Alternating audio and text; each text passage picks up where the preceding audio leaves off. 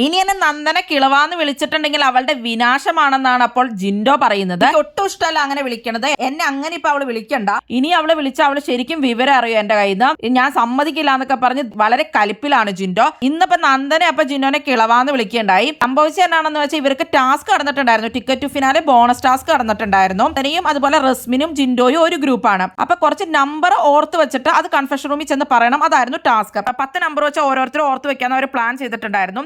പോണേന് മുമ്പേ റസ്മിൻ എങ്ങാണ്ട് പറഞ്ഞു റസ്മിന് 25 അല്ലെങ്കിൽ 50 നമ്പറൊക്കെ ഓർത്ത് വെക്കാൻ പറ്റും എന്നുള്ള രീതിയിൽ ജിൻഡോയോട് പറയുകയൊക്കെ ചെയ്തു. ജിൻഡോ ഇവരോട് 10 നമ്പർ പറഞ്ഞിട്ട് ആരാണ് ബെറ്റർ ആയിട്ട് ഓർത്ത് വെക്കണേന്ന് നോക്കാൻ വേണ്ടിയിട്ട് നന്ദനോടും റസ്മിനോടും പറയാൻ പറഞ്ഞപ്പോൾ അപ്പൊ തന്നെ കറക്റ്റ് ആയിട്ട് റസ്മിൻ പറഞ്ഞു. അപ്പൊ ജിൻഡോ പറഞ്ഞു റസ്മിൻ ആദ്യം പറഞ്ഞാൽ മതി, അത് കഴിഞ്ഞിട്ട് നന്ദന പറയാം, അത് കഴിഞ്ഞിട്ട് ഞാൻ പറയാം, അത്ര ഓർക്കാൻ പറ്റുള്ളൂ, അതുകൊണ്ട് ലാസ്റ്റ് ജിൻഡോ പറയാന്ന് പറഞ്ഞു. അപ്പൊ ജിൻഡോ ഉദ്ദേശിച്ചെന്ന് വെച്ചാൽ ആദ്യം കറക്റ്റ് ആയിട്ട് 10 പറഞ്ഞ ആ പോയിന്റ് എങ്കിലും കിട്ടൂലോ. അപ്പൊ ഇടയ്ക്ക് പോയി കഴിഞ്ഞാൽ പിന്നെ പോയിന്റ് കിട്ടില്ല. അപ്പൊ ആദ്യത്തെ ശരിയാവട്ടെ എന്ന് പറഞ്ഞാൽ ആദ്യം റസ്മിൻ പറയട്ടെ എന്ന് പറഞ്ഞു. അപ്പൊ ടാസ്ക് കഴിഞ്ഞ് വന്നപ്പോൾ ജിൻഡോയുടെ ഗ്രൂപ്പിൽ ശരിക്കും പറഞ്ഞാൽ നന്ദന മാത്രമായിരുന്നു കറക്റ്റ് ആയിട്ട് പറഞ്ഞോളൂ. നന്ദനയുടെ പോയിന്റ് മാത്രമാണ് കിട്ടുകയും ചെയ്തോളൂ. അപ്പൊ നന്ദനയുടെ പ്രശ്നം നന്ദനെ അണ്ടർ എസ്റ്റിമേറ്റ് ചെയ്തു.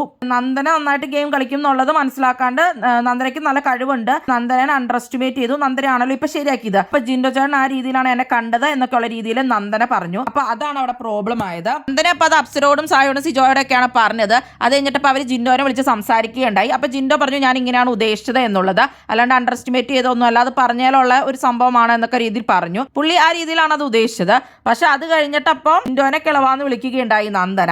അപ്പോഴാണ് ജിൻഡോയ്ക്ക് ഒട്ടും ഇഷ്ടപ്പെടാതെ ഞാനിത് ഒരുപാട് പ്രാവശ്യം അവളോട് പറഞ്ഞാണ്, ഇനി റിപ്പീറ്റ് ചെയ്ത് ഇത് ശരിയാവില്ല എന്നൊക്കെ നന്ദന പോയി കഴിഞ്ഞിട്ട് ജിൻഡോ അവിടെ ഇരുന്ന് പറയുന്നുണ്ട്. അതൊക്കെ കലിപ്പായിട്ടിരിക്കുകയാണ് ജിൻഡോ. നന്ദന അപ്പം ജിൻഡോനെ കിളവാന്ന് വിളിച്ചതിന് സോറിയൊക്കെ പറഞ്ഞു. പക്ഷെ ജിൻഡോ പറയുന്നത് ഒരുപാട് പ്രാവശ്യമായി, ഇന്നാളും ഞാൻ പറഞ്ഞതാണ്, വീണ്ടും റിപ്പീറ്റ് ചെയ്യണതാണെന്നുള്ളതാണ്.